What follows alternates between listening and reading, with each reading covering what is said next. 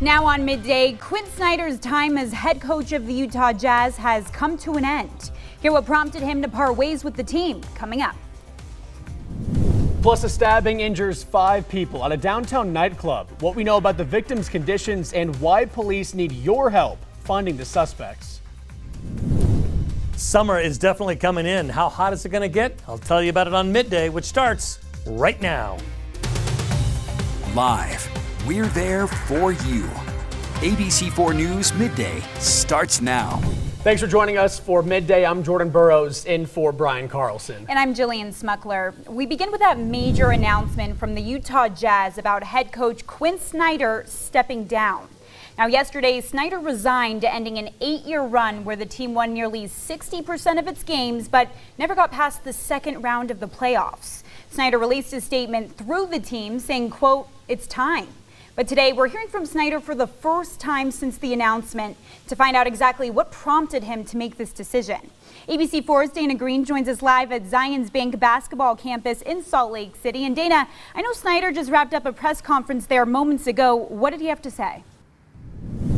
Well, Jillian, it had been rumored for weeks that Snyder was leaning towards leaving. I mean, he was offered a contract extension, never signed it. He said it was just time, that the Jazz needed a new voice at the helm. Snyder leaves the Jazz as Utah's second all-time winningest coach behind only the great Jerry Sloan. But this is an amicable departure. There are no hard feelings between Snyder and the team. In fact, the Jazz really were hoping Snyder was going to come back. One big question, how does this affect Donovan Mitchell's future, who was reportedly unnerved and disappointed by Snyder's decision? Snyder expressed sadness that his tenure was coming to an end, but said it was just time. Here's what he had to say just minutes ago.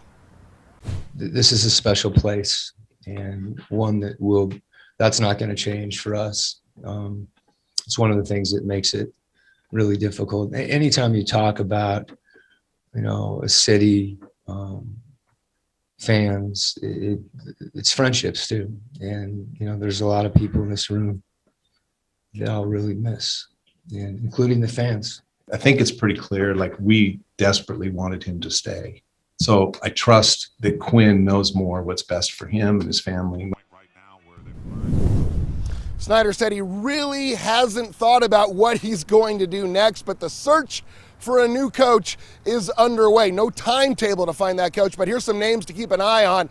Current Jazz assistant Alex Jensen, former Jazz assistant Johnny Bryant, who is now with the Knicks, and former Portland Trailblazers coach Terry Stotts. He was a finalist for the Lakers job. He's been linked to the team as well. So this is just the beginning of what's going to be a fascinating offseason for the Utah Jazz, but the Quinn Snyder era is over. Live at Zions Bank Basketball Center, I'm Dana Green, ABC4 Sports. All right, Dan Green, thank you very much. As the Utah Jazz begin their search for a new head coach, we're hearing from Jazz fans who are shocked by yesterday's announcement. Heartbroken, absolutely. That guy is a great coach, 100%. It's hard when you lose your coach after 8 years and you're this close to getting to a championship. Many fans are worried about how this will impact the team moving forward. Like Dana Green had mentioned, he's only one of 2 coaches to have a winning record with the Jazz, Jerry Sloan being the other. New on Midday, Salt Lake City police are looking for the person behind a stabbing at a downtown nightclub that left 5 people injured. Police say a fire broke out inside Club Echo early Sunday morning.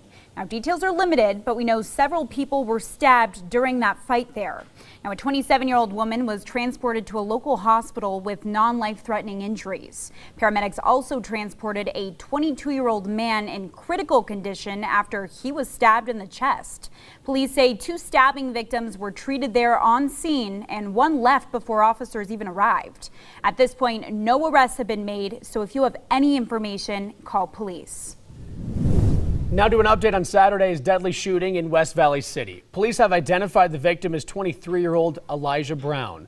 Police tell us it happened early Saturday morning at the Eastgate Apartments. That's near 2200 West and Decker Lake Drive.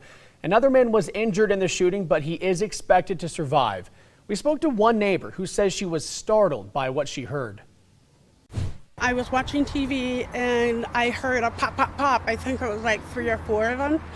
And then I heard yelling and like, I didn't really hear screaming, but a lot of yelling, like arguing or something.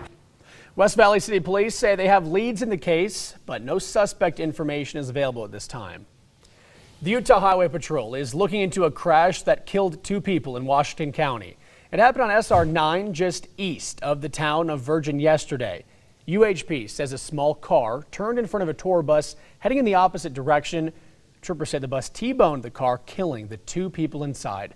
No charges have been filed as troopers investigate. In Iron County, a traffic stop turns into a major drug bust. The Utah Highway Patrol says they pulled over a car for making an illegal lane change and also having an illegal tint on it. Troopers say they smelled marijuana and they later found 74 grams of it inside that car. They also allegedly found 1,000 fentanyl pills and over 2 ounces of heroin and cocaine.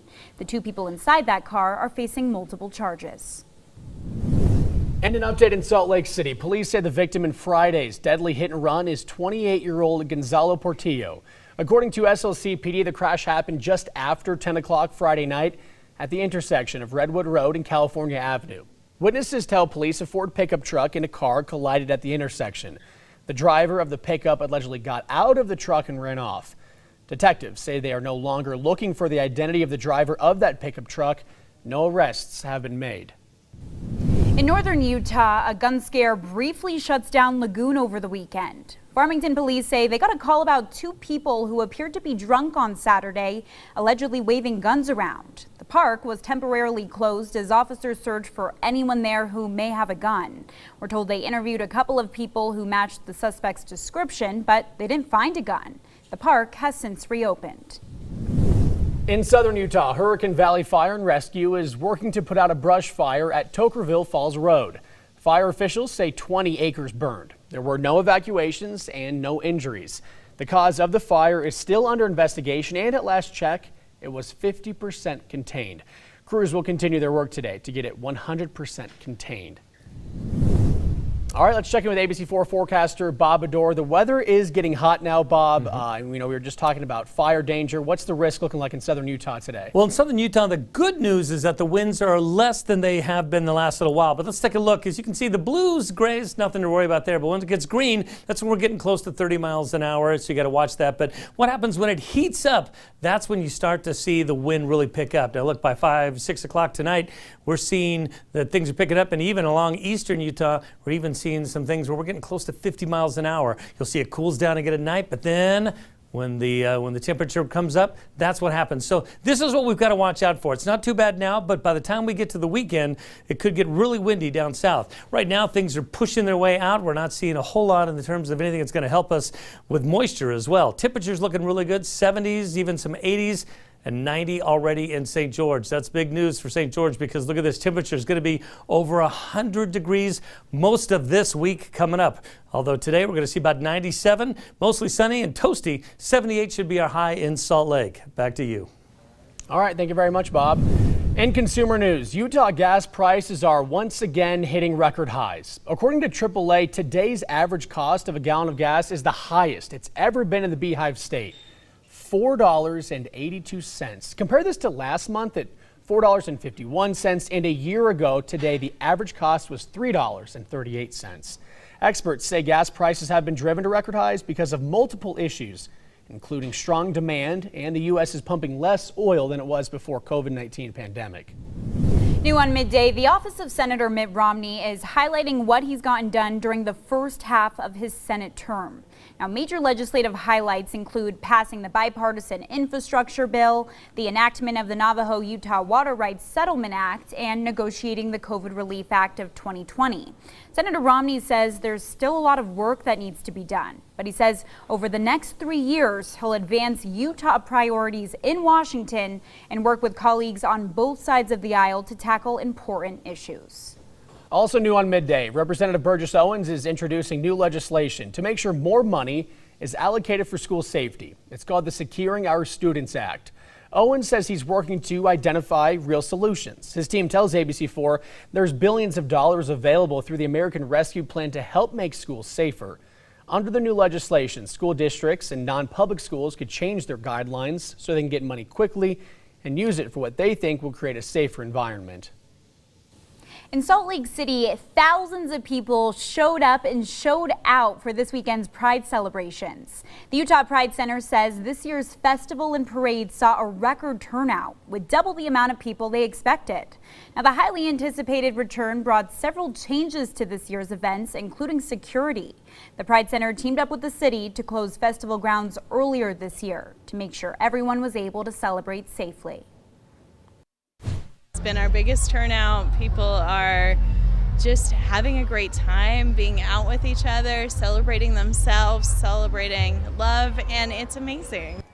The Utah Pride Center says they're thrilled to see such a strong turnout after a 2-year hiatus due to the pandemic. They tell us they're already making plans for next year's festivities.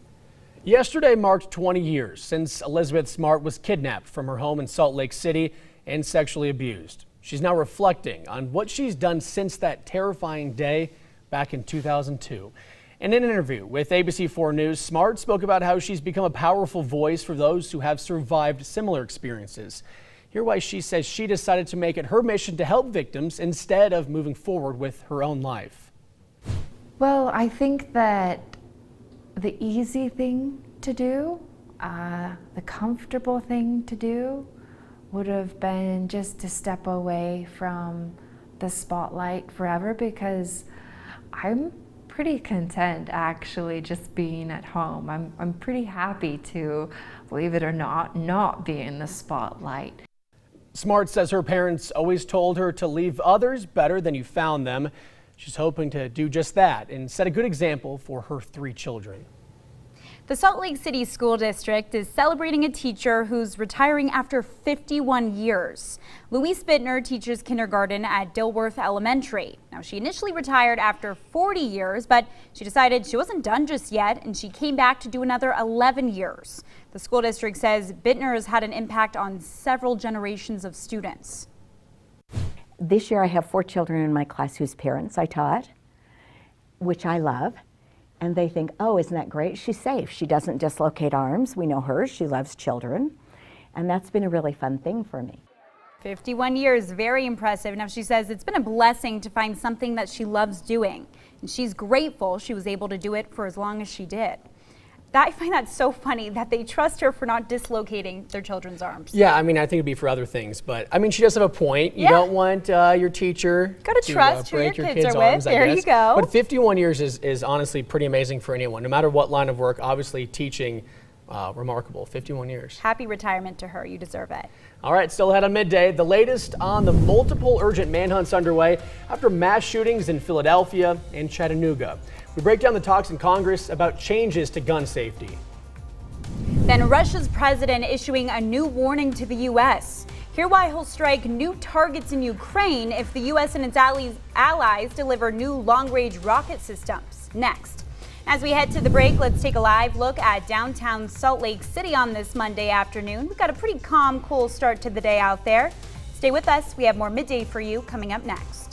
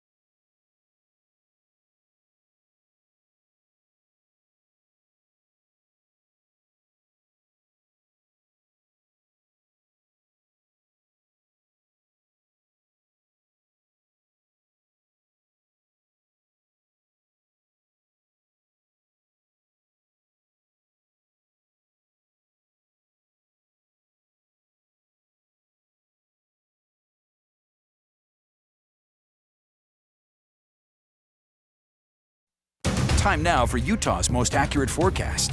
Weather Rate certified 11 years in a row.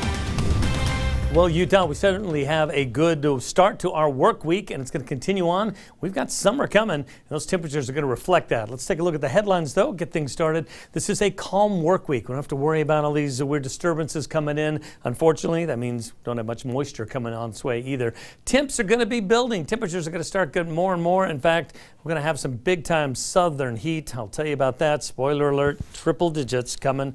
And do we have a wet horizon? Well, we'll find out as we start to take a look at what's going on here in Utah. Sundance, though, looking really good. Look at those clouds that we got there. Just like all week long, weekend long, we were thinking, that might bring some rain, But no, just kept kind of going on. But still, beautiful shot there. And St. George, no clouds in sight, except way off in the distance there, as we are getting dry conditions, and they're going to continue. That heat is going to build and build and build in St. George. Look at this future cast as we've got going on right now. We had a little bit of chance of some moisture coming through, but it's kind of gone through quickly, and it's going to continue to just not be that. Now, this is all because of this high pressure system, and watch as what it's going to do for us is it's going to just camp out. In fact, it's going to take over most of the southwestern part of the United States there. Hot temperatures coming up, and then later this low pressure system coming in Sunday. That's where we've got a chance to get a little bit of moisture coming. We'll see if that's going to make it or not. We'll keep our eye on that. But right now, current temperatures looking really kind of nice, a little bit below seasonal average, which is really nice. And in the 70s, most of the state, we do see some 80s, even a 90 there in St. George. And if you're going to get a chance to go visit our parks, I invite you to go do it because it's going to be beautiful weather. Just make sure, look at those temperatures that are building up there. Make sure you're bringing water, you're bringing everything you need to make sure you're safe during that. And we take a look at our forecast here. You can see it's going to be a lot of 80s, some 90s going through. Let's dive in real quick, take a look and see what we've got there. You can see in northern Utah, some 60s, but 70s pretty much ruling the roost there. We get into the 80s as we start to go into central Utah, even Green River at 91, and then southern Utah. That's where you're going to see 97 right there for St. George. A lot of high temperatures, but look at this for St. George. 97 today, 99, could be 100 tomorrow, but then look at that. 102, 103, 104, 104, 101. Just going to be in the hundreds for most of that week coming up here. We got a little bit of different thing going on here in the Wasatch Front. That slight chance kind of gone by now, but we see 80s building up 93 by the time we get to Saturday. Mostly cloudy skies there, partly cloudy skies throughout the week, but still really nice. And then Sunday, I told you about that chance of thunderstorms. You'll see the temperature drop down a little bit there as that disturbance comes in. We'll keep an eye on that and see what that's going to do. And if you want to help us keep an eye on everything, well, we've got an app that will help you do that. We've got our Pinpoint Weather app. You can see it right there. You can download it from the Apple App Store or Google Play, or you can use those QR codes right there. Download the app, and you can watch it along with me. Thank you, Bob. Now to the latest on Russia's war against Ukraine. Russia's president is warning the U.S. and other Western nations against sending any more weapon systems to support Ukraine. That warning coming as Ukraine's defense minister is advising allies that his country will need even more artillery and munitions from the West to win this war. ABC's Justin Finch has the latest. Russian President Vladimir Putin with a warning for America and Western allies planning to supply Ukraine with any long-range rocket systems. Putin threatening strikes on areas that Russia has, quote, not struck yet if Western countries provide Ukraine with longer-range missiles. Last week, the U.S. committed to sending Ukraine advanced HIMARS missile systems and rockets that can fly 40 miles, which Putin dismissed as not having any impact on the battlefield. The U.S. has not sent its more powerful missiles capable of reaching 4 times that distance. Ukraine's defense minister saying despite the military support from the U.S. and Western nations, it's not enough. We need more to make sufficient counterattack and kick them outside of our country to liberate all occupied territories. In Ukraine's capital, Kyiv, calm after Russia attacked for the first time in more than a month. Russia targeting a train repair station it claims housed weapons, which Ukraine denies. Ukraine's President Zelensky vowing his country will continue to defend itself as the war has now surpassed 100 days. The British Defense Ministry says Ukraine's counterattacks are driving momentum. Russia's invasion of Ukraine also on the agenda at the United Nations. The Security Council will meet today to discuss human trafficking and sexual violence in the wake of the war. Justin Finch, ABC News, Washington. Meanwhile, the House Select Committee investigating the January 6 attack on the U.S. Capitol will hold the first of a series of primetime hearings this week. Now, the committee says it will lay out the findings of its investigation and show previously unseen material from that deadly day. The January 6 committee can't criminally charge anyone, but members are hoping to expose and highlight potential criminal behavior for both law enforcement and the Justice Department to investigate. Our challenge is to get to the facts and circumstances that created it. They're not conducting a legitimate investigation. It seems as though they just want to go after their political opponents. The committee has set a fall deadline to share its findings before the midterm elections, which determine which party controls Congress. And now to new information on the latest mass shooting spree happening in the U.S. This comes as senators discuss a package of proposals that would restrict access to guns. ABC's M. Nguyen explains. A nation on edge as the U.S. continues to grapple with mass shootings.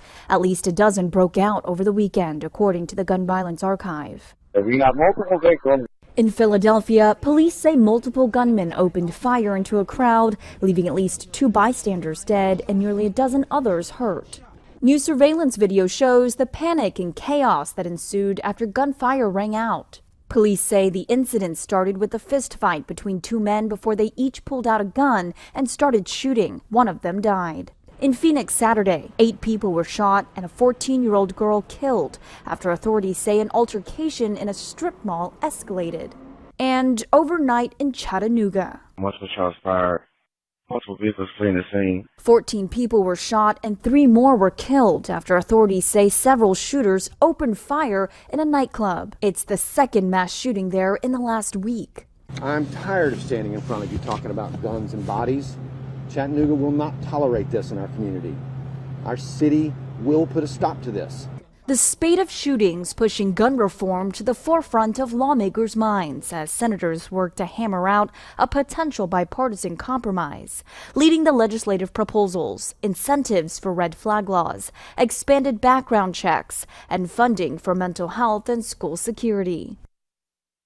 This week, a young Uvalde mass shooting survivor will testify in a congressional hearing on gun violence. The 4th grader says she covered herself in blood and played dead to survive the shooting that ultimately killed 19 children, 2 teachers, and the gunman.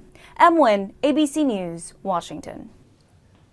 Now to what could be a very busy and chaotic summer at airports around the country. This weekend alone, more than 1,000 canceled flights and more than 8,000 flights delayed. Many because of weather and also because of staffing issues. Tamara Batts speaking with us from the Salt Lake City airport. She's trying to get home to Austin, but her flight was canceled and her new one wouldn't get her home for another 24 hours. I feel exhausted and frustrated. Just want to get the kids home so we can kind of get back to our regular routine. You know, no one has any answers. No one really wants to go the extra mile for you.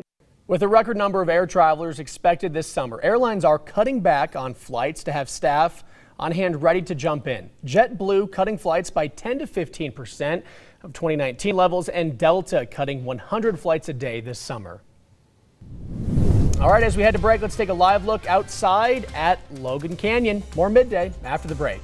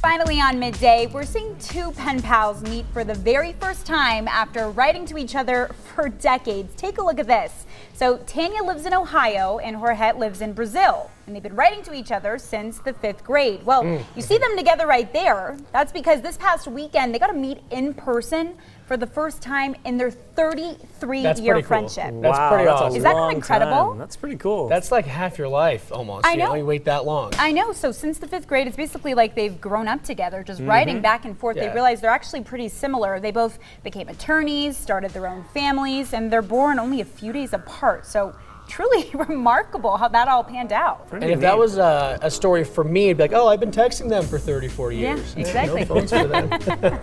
So incredible. Glad they got to meet. Thank you for joining us on Midday. Be sure to join us at ABC4 News at 4.